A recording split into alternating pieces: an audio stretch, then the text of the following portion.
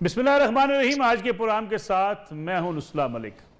नाज़रीन, हुकूमत पेट्रोलियम मसनूआत की कीमतें बढ़ा रही है, साथ साथ बिजली की कीमतों में भी इजाफा किया गया और साथ ये भी कहा जा रहा है कि अब गैस की शार्टेज होगी। आज फवाद चौधरी साहब जो वज़ीर इत्तलात हैं, उन्होंने अपने ट्वीट के ज़रिए ये कहा कि लोग अब बिजली का इस्तेमाल करें क्योंकि बिजली सस्ती होगी और सर्दियों में गैस का इस्तेमाल ना किया जाए। गोया अभी से बताया जा रहा है कि अब गैस की भी शार्टेज होगी और गैस की लोड शेडिंग का जो है वो सामना करना पड़ेगा।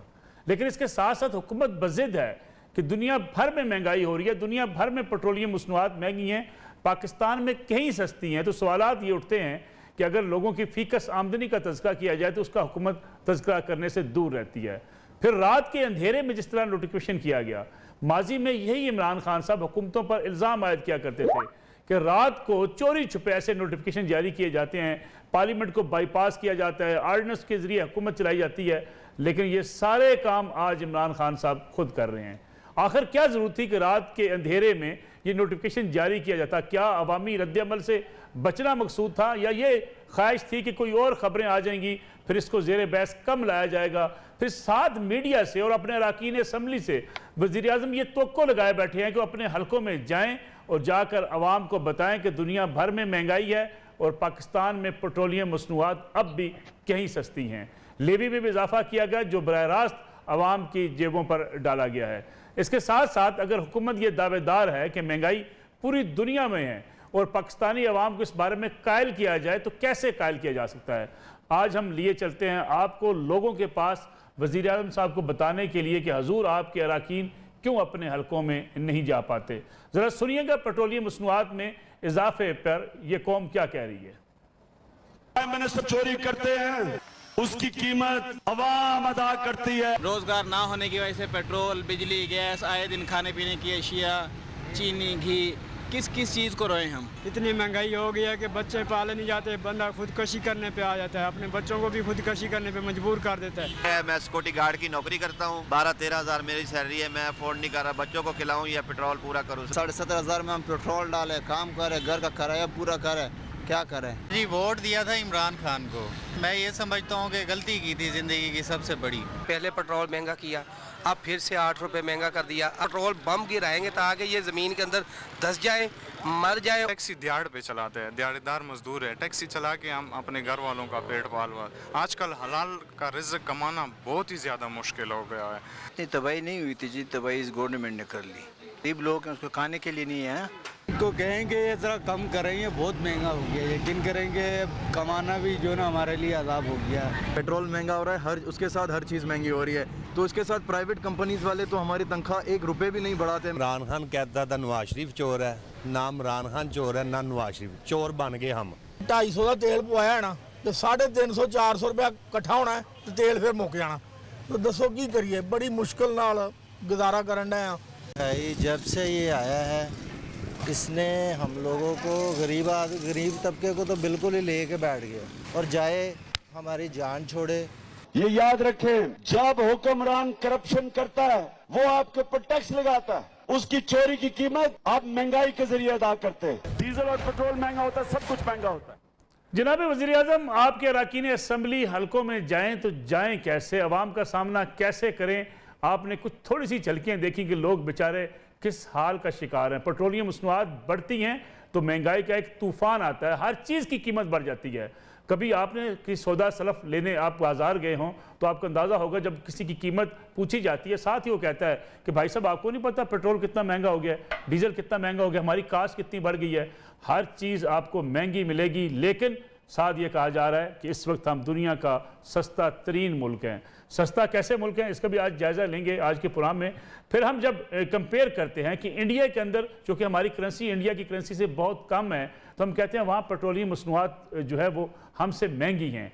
तो जब हम एक्सपेंडिचर को जो कंपैरिजन करते हैं कन्वर्ट करके, फिर आमदन को हम कन्वर्ट क्यों नहीं करते, ये भी आज का बड़ा अहम सवाल है। मेरे साथ मौजूद हैं साबिक वज़ीर ख़जाना, मुल्क के मुमताज़ माहिर इक़्तिसादियात और मशीर ख़जाना पंजाब जनाब डॉक्टर सलमान शाह साहब। डॉक्टर साहब आपका बहुत शुक्रिया। उनके साथ तशरीफ़ रखते हैं, हमारे साथ मौजूद होंगे सीनियर तज़कियाकार जनाब मुबशर लुकमान साहब।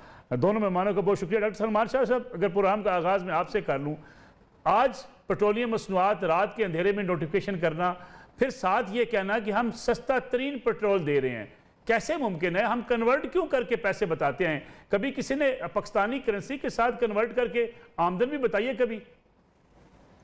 देखिए नसरुल्लाह साहब, बात यह है कि जो पेट्रोल की कीमतें हैं, एक तो नंबर वन इंटरनेशनल, क्योंकि हम हर चीज़ इंपोर्ट करते हैं और सबसे ज़्यादा हमारा इस वक्त इंपोर्ट बिल जो है वो एनर्जी है, जिसमें पेट्रोल भी है, कोला है, LNG है। जो आपने घर में बत्ती भी जलानी है तो आपको इंपोर्ट करनी पड़ती है। तो सारी चीज़ें हमने इंपोर्ट पे लगा दी हैं और एक इकोनॉमी में स्ट्रक्चरल एक किस्म का डिफेक्ट क्रिएट कर दिया है कि आप एनर्जी, इंपोर्टेड एनर्जी पे मुल्क को चला रहे हैं। ठीक है। नंबर दो, जब इंटरनेशनल प्राइस बढ़ती है तो पाकिस्तान जैसे ममालिक जो हैं वो प्राइस टेकर्स हैं, आप उसको रोक नहीं सकते। आपको कोई डिस्काउंट नहीं देगा कि आपकी पर कैपिटा इनकम कम है इसलिए आपको सस्ता दे देते हैं, नहीं, वो पूरा आपसे कीमत लेंगे। अब हिंदुस्तान में और पाकिस्तान का जब आप कंपैरिजन करते हैं, उसकी प्राइसेस हमसे ज़्यादा हैं, तो उसका मतलब है कि उनकी हुकूमत टैक्सेस ज़्यादा ले रही है। लेकिन डॉक्टर सलमान शाह साहब, उनकी प्राइसेस इसलिए ज़्यादा हैं कि हम उसको पाकिस्तानी रुपए के साथ कन्वर्ट करके बयान करते हैं, वैसे प्राइसेस उनकी हमसे ज़्यादा नहीं है। नहीं, तो जाहिर है कि आपने वैल्यू ऑफ द करेंसी के ऊपर ही करना है ना। उनके आपके पास इंडियन रुपीस तो नहीं है, इंडियन रुपीस की जो वैल्यू है उसके मुताबिक ही आपने ट्रांसलेट करना है ना सारा कुछ।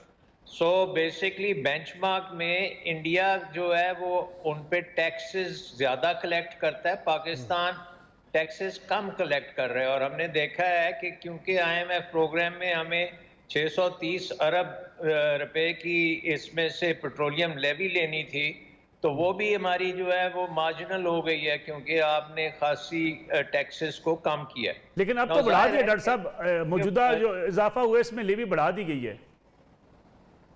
हाँ, बिल अभी भी वो 630 अरब जो आपने कमिट किया हुआ है IMF के साथ, वो तो कम नहीं होगा ना पूरा। सो उसका मतलब ये है कि किसी और जगह से आपको कट करना पड़ेगा, आपको अपने डेवलपमेंट या दूसरी चीज़ों को आपको अफेक्ट करेगा। तो ये सारी चीज़ें जो हैं ये आपस में इंटरकनेक्टेड हैं। जाहिर है कि अवाम जो है उनको इन बातों से कोई गर्ज नहीं है, उन्हें तो जो महंगाई है वो बिल्कुल तड़पा रही है और उसमें कोई शक नहीं है कि बहुत ज़्यादा महंगाई है। लेकिन अगर आपने देखना है कि इसमें से हम निकल सकते हैं किसी तरीके से, तो वो यही है कि आपका IMF प्रोग्राम चले, आप उसके मुताबिक आगे चलें, स्टेबिलिटी के साथ आप ग्रोथ करें। इस वक्त आपकी जो 4% है इसको मेंटेन करके बढ़ाएं, और जब तक आपकी इकोनॉमी का हजम बड़ा नहीं होता, ना आपका डेट काबू में आएगा और वो डेट क्राइसिस में भी आप रहेंगे, और ना ही आपकी ये महंगाई काबू में आएगी, क्योंकि आपके पास इस वक्त हर चीज़ जो है वो इम्पोर्टेड है। इसका मतलब ये है कि एनर्जी सेक्टर जो है उसको आपने ट्रांसफॉर्म करना है। इसमें सबसे बड़ी जो गलती है और जो हम सब की गलती है कि हमने तकरीबन 40 साल से कोई नया बड़ा डैम नहीं बनाया और उनको कंट्रोवर्शियल कर दिया। उसके बाद हमने शमसी तवानाई, जो मेरे ख्याल में इस वक्त तक हमारी तकरीबन कैपेसिटी का 30 से 40% होना चाहिए था, वो 1% है और उसमें कोताही की है, उसको नहीं लगाया गया। नतीजा ये है कि आपको हर चीज़ जो है बिजली से लेके पेट्रोल तक और पूरी इनपुट्स जो हैं आपकी इकोनॉमी की, उसको सारी को इंपोर्ट किया जा रहा है। और वो इंपोर्ट इतनी ज़्यादा है कि उसकी वजह से ना तो आपका कोई एक्सपोर्ट सेक्टर चल सकता है और ना ही आपके डोमेस्टिक कंज्यूमर उसको खरीद सकते हैं, क्योंकि उनकी कुव्वत खरीद ही नहीं है। ठीक है, मैं डॉक्टर साहब वापस आपकी तरफ आता हूँ। मुबशर लुकमान साहब, हुकूमत जो बात कह रही है कि जी इंडिया में पेट्रोल सस्ता है, अमेरिका में महंगा है, अमेरिका में महंगा है, पाकिस्तान में सस्ता है और महंगाई पूरी दुनिया में है, ये बात आपको और मुझे क्यों नहीं समझ आती? हुकूमत तो ये कहती है कि सबको समझ आनी चाहिए। पहले तो मलिक साहब आपका बहुत बहुत शुक्रिया, और आपके साथ जो मेहमान है वो बहुत ही काबिल एहतराम है और हमारे तो सीनियर है। मैं आपको एक बात बताऊं कि आपने अभी वजीर आजम का एक शॉट चलाया कि जिसमें उन्होंने कहा था कि जनाब जब पेट्रोल और डीजल की कीमत बढ़ती है तो हुक्मरान की चोरी जो है वो अवाम को देनी पड़ती।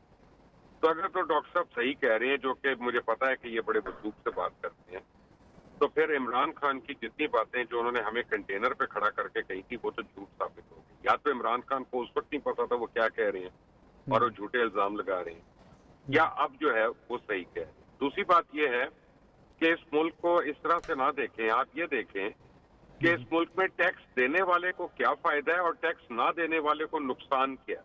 बिल्कुल। अब ये भी एक अजीब सी बात है ना कि जब वजीर आजम किसी चीज का नोटिस लेते हैं, 82 रुपए किलो पे उन्होंने चीनी का नोटिस लिया था, आज 152 रुपए किलो बिक रही है, और वो कहते हैं, शुगर मालकान कहते हैं कि 4 दिन की चीनी रह गई है, लेनी है तो ले लो, वरना इसके बाद ये भी नहीं है। ठीक है ना। उसके बाद आप जो है जिस तरह की आपकी मैनेजमेंट है, ये देखें, एक है IMF, एक है वर्ल्ड बैंक, उसको आप जरा एक साइड पे छोड़ दें, क्योंकि डॉक्टर साहब पंजाब के मुशीर हैं, तो मैं इसलिए पंजाब की मिसाल दे रहा हूँ कि लाहौर शहर में 14 बड़ी मंडियां हैं और 14 मंडियों में टमाटर का रेट एक नहीं है। एक नहीं है टमाटर का रेट जो इंपोर्ट नहीं हो रहा, जो लोकल है यहाँ पे। यानी वो तो बैड गवर्नेंस और मिसमैनेजमेंट की बात है ना। कहाँ गई वो 200 इक्तसादियात की टीम जो इमरान खान के साथ थी और उन्होंने कहा था कि 90 दिन के अंदर मैं ये कर दूंगा। देखिए, अब बात यह है कि हर वो बात जो हमने सुनी थी, जो खान साहब ने की थी, वो आके हमें इस वक्त हॉन्ट कर रही है कि ये बात की थी, कंटेनर के ऊपर भी खड़े होके की थी, वैसे भी की थी। मैंने भी यकीन किया था, मैं भी उन लोगों में से हूँ जिन्होंने यकीन किया था, और आज हम लोगों को लगता है कि हमसे या तो गलत बयानी हुई या हमें जो है सही नहीं बताया गया। आपको एक बात बताता हूँ, जी जी, पिछले साल गंदम जो थी 3900 रुपए खाद की बोरी खरीद के काश्त की, अब कीमत जो है 7900 रुपए होगी। डीजल 103 का लीटर था, अब 183 रुपए का हो गया। चीनी 143 का, चीनी 80 से 150 रुपए हो गई। बिल्कुल ठीक। ट्रैक्टर जो है 11 लाख का था, अब 23 लाख का है। गन्ने की कीमत 2 से 225 रुपए, और चावल की कीमत में कोई इजाफा नहीं। घी शुगर मिल मालकान खरबों का मुनाफा कमाने लगे हैं। आप मुझे बताएं कि ये मुल्क क्या सिर्फ चंद फीसद लोगों के लिए बना था? क्योंकि सलमान शाह साहब भी हैं, ये मुझे करेक्ट करेंगे अगर मैं गलत कह रहा हूँ। टेक्सटाइल सेक्टर पूरा जो है वो पाकिस्तान का 8% है बिजनेस का, लेकिन उस 8% को फैसिलिटेट करने के लिए बाकी तमाम फैसिलिटी उनको दी जाती है, स्पेशल टैरिफ उनको दिए जाते हैं, गैस के भी, तेल के भी, बिजली के भी, लेकिन बाकी बिजनेसेस को जो है हम ठोक बजा के रख देते हैं। ये बड़ी ग्रोस मिसमैनेजमेंट है। देखिए, आपको जो है ना, आप तो कहते थे हमने IMF के पास जाना ही नहीं, तो अब IMF क्यों हम पे लागू कर रहा है ये सारी चीजें? आप तो कहते थे कि पीपल्स पार्टी और नून लीग वाले चोर हैं, तो वही हफीज शेख और वही शौकत तरीन क्यों आके हमारी मैशत चला रहे हैं? क्यों सलमान शाह साहब को नहीं रखा हुआ? क्यों कोई और आदमी नहीं है वहां पे उसको चलाने के लिए? तो नहीं, मुझे अब हर बात जो है ना वो ढकोसला लगती है, झूठ लगती है, और मुझे ये नजर आ रहा है कि मिसमैनेजमेंट है। अगर आपको मैं एक एक करके फाइनेंशियल इरेगुलरिटीज और मिसमैनेजमेंट बताना शुरू कर दूं तो आपका प्रोग्राम कम पड़ जाएगा। मुबश्शिर साहब, ब्रेक पर जाने से पहले एक छोटी सी मुझे भी समझा दीजिएगा। जब हम कहते हैं कि $1 की चीज़ अगर अमेरिका में है तो पाकिस्तान में कन्वर्ट करके हम कहते हैं जी 170 रुपए की है। अमेरिकी तो $1 खर्च कर रहे हैं ना।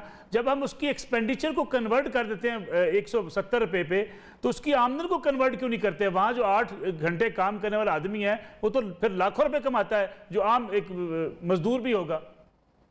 मलिक साहब, मैं आपको इसका एक और जवाब देता हूँ। आपको माफिया से आपको मैं एक छोटी सी बात समझाता हूँ, आपका और आपके नाज़रीन के लिए। बहुत ही ये ब्रेकिंग न्यूज है जो मैं आपको बताने लगा। 2017 से लेके अभी तक पाकिस्तान में सिगरेट या तंबाकू की किसी चीज के ऊपर 1 रुपया कीमत नहीं बढ़ी। 1 रुपया। आप अमेरिका की मिसाल मुझे दे रहे हैं पेट्रोल की, लेकिन अमेरिका में सिगरेट की डब्बी $14 की है और यहाँ पे $1 से भी कम मिल रही है। अरे यार, आपने टैक्स लगाना है, आपने बढ़ाना है। 1200 बच्चे रोजाना हमारे तंबाकू नोशी के शिकार हो रहे हैं। आप सिगरेट की डब्बी को करें $20 का, ठीक है ना? उसके ऊपर आप $6.5 बिलियन आप जो है इलाज मुआवजे के लिए खर्च कर रहे हैं हर साल।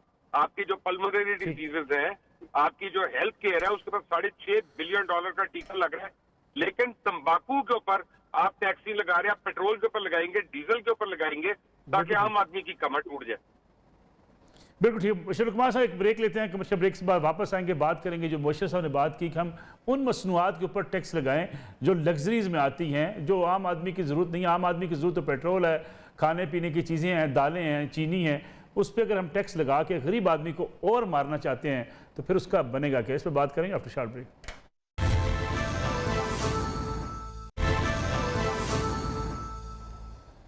पूरा में एक बार फिर खुशामदीद डॉक्टर सलमान शाह साहब। महंगाई इसी तरह बढ़ती रहेगी, फिर फीकस आमदनी तो यहीं पे रहेगी, आम आदमी की आमदन तो बढ़ नहीं रही, लेकिन अगर 15 नवंबर के बाद एक बार फिर कीमतों के बारे में रिव्यू होगा तो कीमतें तो बढ़ सकती हैं अगर इंटरनेशनल मार्केट में और बढ़ती हैं तो। देखिए, इस वक्त बहुत बड़ा क्राइसिस है, पूरी दुनिया डिसरप्ट हुई है और आपको पता है कि सारी सप्लाई चेन्स जो हैं वो ख़राब हुई हैं। इसमें एनर्जी की सप्लाई चेन्स भी हैं, LNG की सप्लाई चेन्स हैं, इसमें लॉजिस्टिक्स जो हैं उसमें बहुत बड़ा इश्यूज बने हुए हैं और ये सारी दुनिया का एक मसला बना हुआ है और इसका आपके ऊपर पूरी तरह से इम्पैक्ट है। उससे ऊपर हमारे पे तकरीबन 100 अरब डॉलर के बैरून मुल्क के कर्जे हैं जो हर साल तकरीबन 12 अरब डॉलर उसमें से हमने रीफाइनेंस करना है या वापस करना है। और उसके साथ आपने पूरा अपना एनर्जी सेक्टर जो है वो इम्पोर्टेड कर लिया है। अब वो जब भी आप एक ग्रोथ की बात करते हैं या आमदन बढ़ाने की बात करते हैं तो वो इकोनॉमिक ग्रोथ से होती है। जब आपकी ग्रोथ होती है तो आपका बिजली के बिल आने शुरू हो जाते हैं और वो आपने डॉलरों में देने होते हैं। उसके लिए फिर अब इस सोल्यूशन अब इसका सिर्फ यही है कि क्योंकि हुकूमत ज़्यादा से ज़्यादा यही कर सकती है कि जो लोग बिल्कुल लो इनकम लेवल पे हैं, जो उनके सबसिस्टेंस लेवल है, जिनको खाना भी उनके लिए मुश्किल है, उनकी आप सपोर्ट करें। और साथ साथ लेकिन डॉक्टर साहब 120 अरब की सिर्फ सब्सिडी 2 करोड़ आदमियों के लिए, 2 करोड़ इंसान क्या करेंगे 120 अरब से? देखिए, उनके लिए ये स्टार्ट है और ये अगर उनको मिल जाता है 1000 रुपया महीना भी मिलता है तो उसका बड़ा इम्पैक्ट होता है। जिसको एक रोटी भी नहीं मिल रही उसके लिए कम से कम रोटी वो आ जाएगी। लेकिन मैं जो बात करना चाहता हूँ वो हमें सबको रियलाइज करना चाहिए कि हमें अपनी इकोनॉमी को स्ट्रक्चरली रिफॉर्म करना पड़ेगा और कोई भी आ जाए तो उसको कोई आसान तरीके से आप नहीं कर सकते हल। सो आपके लिए सबसे इम्पोर्टेंट चीज़ें जो हैं मैं आपको लिस्ट कर देता हूँ। नंबर 1, आपकी एक्सपोर्ट्स जो हैं उनको आपने अगर कंपेटिटिव नहीं किया दुनिया में, आपकी एक्सपोर्ट्स जो हैं वो सब्सिडी दे के आप उनको बिजली सब्सिडी पे देते हैं तो फिर वो compete करते हैं।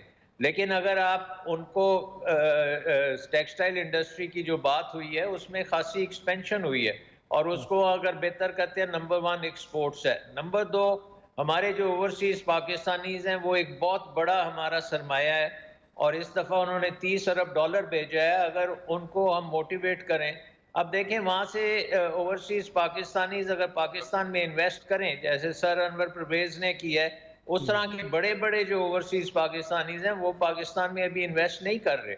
उनको भी इन्वेस्ट करने की ज़रूरत है ताकि वो फॉरेन करेंसी में लेके आएँ और यहाँ पे इन्वेस्ट करने से इकोनॉमिक ग्रोथ होती है, इकोनॉमिक ग्रोथ से आमदन बढ़ती है, आमदन और एम्प्लॉयमेंट बढ़ती है।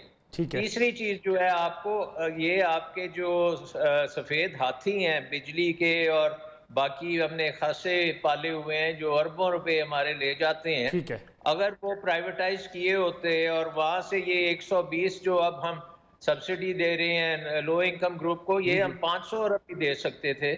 लेकिन ये 500 अरब तो हम अपने स्टेट ओन्ड एंटरप्राइजेस को दे के उनको खड़ा किया हुआ है।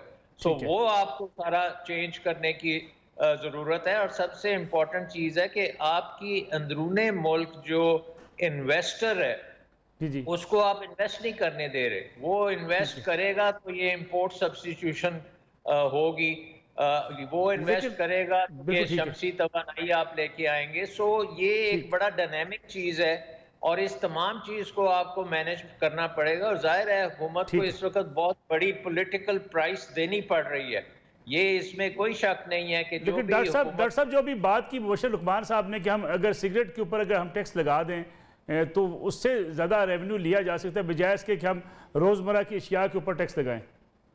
नहीं, उस पर भी आप लगा सकते हैं लेकिन वो भी आई थिंक FBR बता सकता है कि वो कितना स्मगल होता है और कितना नहीं होता। बहरहाल ये सारी चीजें बड़ी इंपॉर्टेंट हैं। आपको ये जो है एक किस्म की रिफॉर्म पैकेज करना है और सियासत के बियॉन्ड करना है, इसलिए कि अगर आज आप नहीं करेंगे अगली हुकूमत को इससे भी बड़ा मुश्किल में आप डालेंगे। और पाकिस्तान की जो डेवलपमेंट है वो इकोनॉमिक ग्रोथ से है। सो अगर आप ये देखें कि जी चले पेंडेमिक आपने 100 साल में एक दफा आता है, उसमें आपने सरवाइव किया, बड़ा अच्छा कर लिया है बाकी दुनिया से। 4% आपने ग्रोथ भी कर ली है। इस साल 5% का आपका टारगेट है। अगर 2023 तक हम 6-7% पे पहुंच जाएं तो उसकी एक रिक्वायरमेंट है कि बेशुमार इन्वेस्टमेंट चाहिए। Investment investment investment. ठीक है मोशन लुकमान जी मोशन लुकमान जी तो 2023 में आपकी इकोनॉमी जो है वो नॉर्मल होगी और डेट बर्डन भी कम होगा और एक्सपोर्ट कंपेटिटिवनेस भी होगी और बाकी अच्छी चीजें भी सारी उसके साथ होंगी। बिल्कुल ठीक। मोशन लुकमान साहब, हुकूमत को सियासी तौर पे करना पड़ रहा है, क्योंकि खान साहब तो कहते हैं अपने अराकीन असम्बली से कि जाएं अपने हलकों में आवाम को मुतमिन करें, बताएं कि महंगाई पूरी दुनिया में है, क्या मुतमिन कर पाएंगे? ये जो डॉक्टर साहब बात करें कि सियासी तौर पर उन्हें ये पे करना पड़ रहा है इन फैसलों के बाद। मलिक साहब, डॉक्टर साहब ने 4 मेन चीजें की हैं अपनी गुफ्तगू में और मैं चारों को बड़ी क्विकली एड्रेस कर दूं। सबसे पहले तो इंटरनेशनल कीमतें जो है पेट्रोल की, ये बात मुझे नहीं समझ आती। उसकी वजह ये है कि आपको याद होगा जब कोविड शुरू हुआ था तो पेट्रोल जो था वो उड़ गया था। सऊदी अरेबिया तो डिफॉल्ट हो रहा था, उसको अरामको के शेयर्स बेचने पड़े थे 2% अपनी इकोनॉमी को सस्टेन करने के लिए। और वर्ल्ड में सूरत हाल ये हो गई थी, कहते थे कि पेट्रोल मुफ्त ले जाओ, बस ट्रांसपोर्ट कर लो और ले जाओ। और चाइना वगैरह ने बड़ी बड़ी उस वक्त बाइंग की। तो उस वक्त जब ये हालत थी 4 महीने के लिए, तो उन 4 महीने में तो पाकिस्तान को पेट्रोल में रिलीफ नहीं मिला, को 40 रुपए का लीटर नहीं किया गया। हालांकि इंटरनेशनल मार्केट में तो प्राइस 0 थी, 1 रुपया भी नहीं, $1 भी नहीं, तो 0 थी। तो उस वक्त तो नहीं हुआ। दूसरा, हमें उस वक्त ये बताया गया था कि जी ये हम परचेजिंग 4 से 5 महीने पहले करते हैं, तब उसकी ये कीमत आके लगती है हमें। तो हमने उस सेकंड की ये बात मान ली। आज अगर मैं ये बात मान लेता हूँ कि इंटरनेशनली बढ़ गई प्राइसेस, तो हमने तो 4 महीने पहले परचेज किया, वो तो $70 पर बैरल पे था। तो उस हिसाब से तो जो है आपका पेट्रोल 80 रुपए लीटर होना चाहिए। तो वो आप हमें करंट के हिसाब से क्यों लगा रहे हैं जबकि परचेजिंग आपकी पहले की है? तो एक बात ये गलत हो गई। दूसरी बात, टेक्सटाइल की ग्रोथ की बात हो रही है। पूरी दुनिया में हम जो काम कर रहे हैं टेक्सटाइल के अंदर, वो क्रिमिनल उसमें आता है, वो नेग्लिजेंस में नहीं आता, वो क्रिमिनल नेग्लिजेंस है। हम अपना यार्न जो है, जो हमारा अनफिनिश्ड प्रोडक्ट है, वो हम बांग्लादेश और चाइना को एक्सपोर्ट कर देते हैं कई $1 बिलियन का, और वहां से वैल्यू एडेड प्रोडक्ट हमें इंपोर्ट करना पड़ता है। पूरी दुनिया में यार्न जो है वैल्यू एडेड प्रोडक्ट के तौर पे नहीं जाता, और आप इंपोर्ट करके दें बांग्लादेश से, इंडिया से, कहीं से आपको यार्न नहीं देंगे। आप अपना यार्न देके आप टेक्सटाइल के चंद खानदानों का आप फायदा पहुंचा रहे हैं, और आप जो वैल्यू एडेड प्रोडक्ट, जो कमीजें और पतलूने आप इंपोर्ट करते हैं, उसके ऊपर आप लगा रहे हैं। तीसरी बात आपको मैं बताऊं कि फॉरेन इन्वेस्टमेंट की बात की डॉक्टर साहब ने। फॉरेन इन्वेस्टमेंट इस मुल्क में हो ही नहीं सकती, मैं ऑन रिकॉर्ड आपको कह रहा हूं। उसकी वजह है कि जिस मुल्क में चैप्टर 11 नहीं होता, जिस मुल्क में बैंक्रप्सी के लॉज नहीं इन्वोक होते, वहां कोई इन्वेस्टर आके इन्वेस्टमेंट नहीं करता, क्योंकि वो एक दलदल में फंस जाता है, चाहे वो नैब हो, चाहे FI हो, चाहे कोई और हो, और उसको निकलने नहीं देती। तो इन्होंने कोई ऐसी कानून साजी नहीं की कि चैप्टर 11 जो है उसको इन्वोक करे और फिर वो हो। चौथी चीज ये है कि जब स्टेट बैंक का गवर्नर जाके सचगाना और तितलाना बातें करता है कि जनाब डॉलर अगर महंगा हो गया तो आपको फायदा है, आपके घर वालों को, ओवरसीज वालों को ज्यादा पैसे मिलते हैं, तो फिर हमें डर लगना शुरू हो जाता है ये किस किस्म की मईशत चला रही है। नहीं, ये मैं मानता हूं कि इन्वेस्टमेंट एंड प्रोडक्शन ये बहुत जरूरी है, लेकिन पिछले 3 साल में सबसे बड़ी जो हमारी प्रोडक्शन की लाइन थी वो CPEC का 16 इकोनॉमिक जोन थे पाकिस्तान में CPEC के तहत जो बन रहे हैं, उनके ऊपर नसरुल्लाह मलिक साहब, मैं आपको ऑन रिकॉर्ड कह रहा हूँ, 3% भी काम नहीं हुआ 3.25 साल में, 3% भी काम नहीं हुआ। तो जहां से आपको $65 बिलियन आ रहा है, वहां तो आपने 3% काम नहीं किया, तो जहां से अभी आया ही नहीं, उसके लिए आप क्या काम कर रहे हैं? तो ये इनकी फिस्कल पॉलिसी टोटली मिसमैनेज्ड है, ये हवाओं की बातें हैं, ये मीडिया के ऊपर रिटोरिक है, सोशल मीडिया पे बदतमीजी के तूफान है, लेकिन हकीकत नहीं है।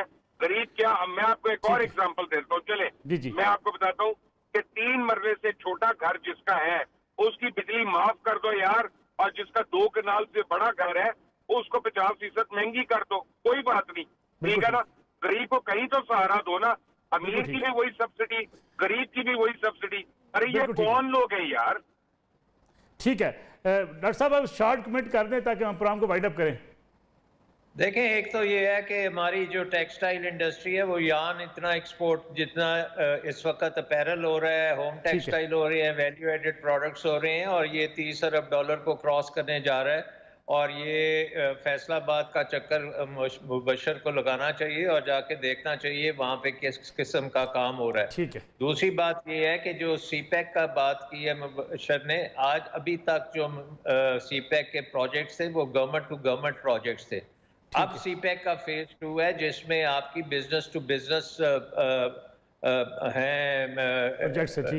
इन्वेस्टमेंट, और उसमें भी हमने देखा है कि कुछ दहशतगर्दी की वजह से एक नेगेटिविटी आई है, और दूसरा ये है कि कोविड की वजह से ट्रैवल भी बंद हुआ है। अब आप देखें कि चीन का प्रेसिडेंट जो है 2 साल से वो चीन से बाहर नहीं गया, और इसी तरह फॉरेन इन्वेस्टर्स भी हैं, वो भी अब इन्वेस्टमेंट ट्रैवल नहीं कर रहे बिकॉज ऑफ कोविड। लेकिन अब बिजनेस टू बिजनेस में अगर चीन के साथ हमारे पास एक विंडो है जिसको हम आगे लेके चल सकते हैं, और सिमिलरली जो बाकी चीजें भी हैं उसमें भी बड़ा बहुत कुछ हो सकता है। ओवरसीज पाकिस्तानी, मैंने जैसे पहले कहा कि वहां से हमें बहुत ज्यादा सपोर्ट मिल सकती है अगर ये 30 अरब डॉलर की रिमिटेंसेस ना हो, और फिर आपकी इकोनॉमी का इससे भी बुरा हाल होगा। डॉक्टर साहब बड़ी मैं माफी चाहूँगा आपसे, प्रोग्राम का वक्त बिल्कुल खत्म हो गया, आपसे इजाज़त देते हैं। प्रोग्राम में एक ब्रेक लेंगे, ब्रेक के बाद वापस आएंगे, अपने आखिरी सेगमेंट में बात करेंगे तहरीक लब्बैक पाकिस्तान की, जिसे अब कालादम से हटाकर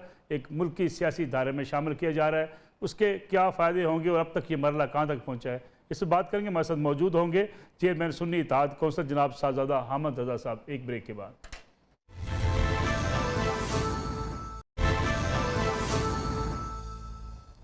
पूरा में एक बार फिर खुशामदीद, हमारे साथ मौजूद हैं चेयरमैन सुन्नी इत्तेहाद कौंसिल जनाब साहबजादा हामिद रज़ा साहब। साहबजादा साहब, आपका बहुत शुक्रिया प्रोग्राम में वक्त देने का।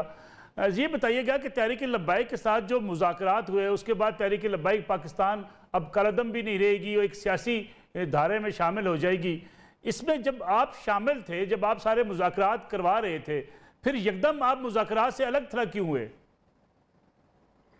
बिस्मिल्लाहिर्रहमानिर्रहीम, बहुत शुक्रिया मलिक साहब फॉर हैविंग मी। देखिए, उसमें मुज़ाकरात जो पहले जेल में हुए थे तकरीबन 9 घंटे, उसके अंदर तो हम शरीक थे, और वहाँ पर कौमी असम्बली के अंदर वो जो फ्रेंच एम्बेसडर की बात थी उसको कौमी असम्बली में ले जाने की बात की गई थी, और फिर हमारे साथ एक जेंटलमैन कमिटमेंट थी कि साद रिजवी साहब को अराउंड 2.5 मंथ्स रिलीज कर दिया जाएगा, and we did pursue that. हमने बार बार हुकूमती वज़रा से भी कहा और जो जिम्मेदारान थे उनसे कहा गया, लेकिन उन्होंने हमारी नहीं सुनी। उसके बाद ये नए जो सिचुएशन डेवलप हुई, उसके अंदर हमने देखे जो डेडलॉक था वो इस बात पर था कि वज़ीर आज़म चूँकि फैटफ के इश्यूज थे और पूरी इंटरनेशनल कम्युनिटी पाकिस्तान को फोकस की हुई थी, तो वज़ीर आज़म साहब कन्विंस नहीं थे कि साद रिजवी साहब को मकसद है इस तरीके से रिलीज किया जाए, क्योंकि उससे रियासत की रेट कमजोर होती थी। तो we did went to the prime minister और वहां पर हमने उन्हें कन्विंस किया। अब आगे जब हमें ये कहा गया कि जी आप इस मुआहदे में गारंटर बने, तो चूंकि मलिक साहब आपके इल्म में है कि बहुत सारे लोग जो हैं वो वहां पर फ्रेंच एम्बेसडर को निकालने के हवाले से जुलूस और धरने में शरीक थे, तो हमारा नुक्ता नजर उसमें ये था कि जब मुआहदे के अंदर फ्रेंच एम्बेसडर को निकालने की बात ही नहीं है, और जब ये बात बाहर आएगी, पब्लिक होगी और ये मुआहदा सब लोगों के सामने आएगा, तो वो सारा जो बर्डन है वो हम जो चंद लोग उस मुज़ाकरात को अमल को कामयाब कर रहे थे उनके कंधों पर आ जाएगा, और दोनों पार्टीज ये कहेंगी कि शायद हमने कोई ईमान का, ज़मीर का या किसी चीज का सौदा कर लिया। और फिर चूंकि मुफ्ती मुनीब साहब नजदीक हैं TLP के, तो उन्होंने अपनी गारंटी पेश की और वो मकसदा उसमें उन्होंने फ्रेंच एम्बेसडर के हवाले से अपना मौकफ दिया। तो हमारा काम था हुकूमत को कन्विंस करना कि आप ऑपरेशन ना करें, और thanks to the prime minister of Pakistan उन्होंने हमारी इस बात को एक्सेप्ट किया। मुफ्ती मुनीब साहब अकेले जामिन हैं या कोई और भी इसमें जामिन है?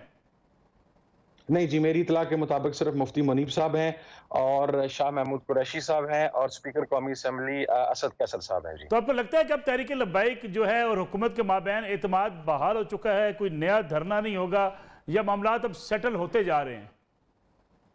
मलिक साहब, I really wish and I hope कि इस किस्म का कोई इंसिडेंट दोबारा नहीं होगा, क्योंकि जो हमारे सोर्सेज, जाहिर है मैं चूंकि मुज़ाकराती अमल में मुकम्मल तौर पर शरीक रहा हूँ, उसमें मुफ्ती साहब ने ये बात भी गारंटी की है कि आइंदा से तहरीक लब्बैक इस इशू पर, यानी फ्रेंच एम्बेसडर के इशू पर या इससे रिलेटेड किसी इशू के ऊपर ना तो धरना देगी, ना जुलूस निकालेगी और ना ही किसी किस्म के वायलेंस के अंदर इन्वॉल्व होगी। तो आपको क्या लगता है इस वक्त हुकूमत के अंदर भी सफदर साहब कुछ इख्तलाफात हैं, कुछ वज़रा कुछ कहते हैं, कुछ वज़रा कुछ कहते हैं, क्या हुकूमत के अंदर यकसुई है जो फैसला हुआ है, जो मुआहदा हुआ है इस पर? मलिक साहब, अगर आप मुझे इसके ऊपर 1 मिनट दें, मैं कुछ चीजें भी अर्ज करना चाहता हूँ। वफाकी वज़रा के बयानात ने ही या मामले को इस लेवल तक पहुंचाया। मेरा ख्याल है ये हर दो फरीकैन की जिम्मेदारी थी कि वो एट फर्स्ट स्टेज इस बात को क्लैरिफाई कर देते कि फ्रेंच एम्बेसडर का मामला आज शामिल नहीं है और फ्रेंच एम्बेसडर के ऊपर कोई डेडलॉक नहीं है। डेडलॉक दीगर इश्यूज के ऊपर था, लेकिन दोनों तरफ से बयानबाजी भी होती रही। टीएलपी के भी कुछ साथी लोगों को फ्रेंच एम्बेसडर के हवाले से हलफ लेते रहे और उनसे वादे लेते रहे, और हुकूमती वज़रा ने भी जानबूझ के फ्रेंच एम्बेसडर के मामले को उठा के रखा। और मैं इस हवाले से मलिक साहब आपको एक बात अर्ज कर दूं, बाज़ औक़ात गैर जिम्मेदाराना जो बयानात हैं उसके कॉन्सिक्वेंसेस बहुत लॉन्ग टर्म और बहुत लीथल होते हैं। मसलन ये कहा गया कि मौलवियों के पाकिस्तान बनाने का कोई ताल्लुक नहीं है। मैं सिर्फ रिकॉर्ड की दुरुस्तगी के लिए बताना चाहता हूँ, और मैं ये अपने आप को कोट नहीं कर रहा, वो विकीपीडिया खोलें, वो हुकूमती वज़रा माशाल्लाह पढ़ लेते हैं। नहीं सर, ये तो किसी ने नहीं कहा। सर, ये हमारे जो वफाकी वज़ीर इत्तलात हैं उनकी तरफ से ये फरमाया गया कि मौलवियों का कोई किरदार नहीं था। मैं उनको सिर्फ ये बताना चाहता हूँ कि 1925 की ऑल इंडिया सुन्नी कॉन्फ्रेंस के अंदर 2 कौमी नजरिया पेश किया गया। फिर 1935 और 1946 जिसके अंदर 2 इजलास हुए, पीर जमात अली शाह साहब को उसका सरबराह मुकर्रर किया गया और बाकायदा रेजोल्यूशन मूव हुई। एंड मोस्ट इम्पोर्टेंटली जब कायदे आजम वापस तशरीफ ले गए थे इंग्लैंड, तो अल्लामा इकबाल ने ऑन द मोटिवेशन ऑफ पीर जमात अली शाह साहब कायदे आजम को कन्विंस किया कि आपको वापस आना है, मूवमेंट चलानी है। और लास्टली मैं आपको एक बात अर्ज कर दूं कि जब सरहद में मौजूदा केपी की और उस वक्त का सरहद, जब वहां पर कायदे आजम तशरीफ ले जाना चाहते थे, तो वहां पर बाचा खान और उनके फॉलोअर्स की तरफ से ये कहा गया कि अगर कायदे आजम यहाँ पर आए या किसी ने उनको होस्ट किया तो आपके घरों को जला दिया जाएगा। ये मुरीद थे पीर साहब मानकी शरीफ के, जिन्होंने कायदे आजम की गाड़ी को अटक पुल से अपने कंधों के ऊपर सवार किया और कायदे आजम को वहां पर लेके गए। और फिर उसके बाद पाकिस्तान में शामिल होने का referendum that was between Pir of मानकी एंड बाचा खान, जिसमें पीर ऑफ मानकी के जो फॉलोअर्स थे उन्होंने शिकस्त दी। और मैं एक और बात भी अर्ज कर दूं कि बरेली शरीफ से हजूर मुस्तफा रजा खान रहमतुल्लाह ताला अलैह, इसी तरीके से अलीपुर शरीफ से पीर जमात अली शाह साहब की तरफ से 46 के इंतखाबात में बाकायदा फतवा दिया गया कि जो भी पाकिस्तान की मुखालफत करेगा या पाकिस्तान मुस्लिम लीग के अगेंस्ट वोट देगा वो दायरा इस्लाम से निकल जाएगा, क्योंकि उस वक्त जंग इतनी बढ़ चुकी थी। तो मेरा ख्याल है इन वज़रा को इस किस्म के बयानात और पाकिस्तान का जो अक्सरियती तबका फिक्र है अहले सुन्नत का, उसको मुंतशर करने की बजाय या उसके जज्बात को बारंगेख्ता करने की बजाय ज्यादा नहीं तो सिर्फ विकीपीडिया खोल के पढ़ लिया करें तो उन्हें पता लग जाएगा कि किरदार क्या था और क्या है। सर फाइनल कमेंट में आपसे चाहूंगा कि एक तरफ तरीके जो है लब्बैक उनके साथ मुज़ाकरात करके उनको सियासी दायरे में शामिल किया जा रहा है, दूसरी तरफ इस जुलूस को, मार्च को ना रोकने वाले पुलिस अफसरान तब्दील कर दिए गए हैं, ये क्या है? जो मेरी इतला है वो इस हवाले से है कि पंजाब गवर्नमेंट के, चूंकि जब ये मुरीद के से कामुकी के दरमियान था तो जो डायरेक्शंस थी गवर्नमेंट की, उन डायरेक्शंस के ऊपर शायद पुलिस अफसरान ने उस तरह अमल नहीं किया जिस तरह उन्हें कहा गया था। तो वो तो मेरा ख्याल है एक एडमिनिस्ट्रेटिव डिसीजन है पंजाब गवर्नमेंट का। On the other hand side जो आपने ये कहा कि टीएलपी, और मेरी ख्वाहिश है और हम तो अपने टीएलपी के इन साथियों को बड़े तवील अरसे से समझाते आ रहे हैं कि आप एक पुरअमन तरीके से, आपने 2.2 मिलियन वोट्स लिए हैं, आपने जो approved that you got the votes, तो आप कौमी दायरे के अंदर आए और आए हम सब मिलकर इस मुल्क के अंदर निज़ाम मुस्तफ़ा की जद्दोजहद का आगाज करते हैं, जो हमारे अकाबरीन का फलसफा था और जो कायदे आज़म ने अपनी पहली तकरीर के अंदर फरमाया था कि इस मुल्क का आइन इस्लामी होगा। आए जो क्राइसिस में है मुल्क, उस मुल्क से निकाले निज़ाम मुस्तफ़ा के ज़रिए। अहमद साहब, आपका बहुत बहुत शुक्रिया। नाज़रीन, आज का प्रोग्राम था, कल आपकी खिदमत में दोबारा हाजिर होंगे। इजाज़त दीजिए, अल्लाह हाफ़िज़।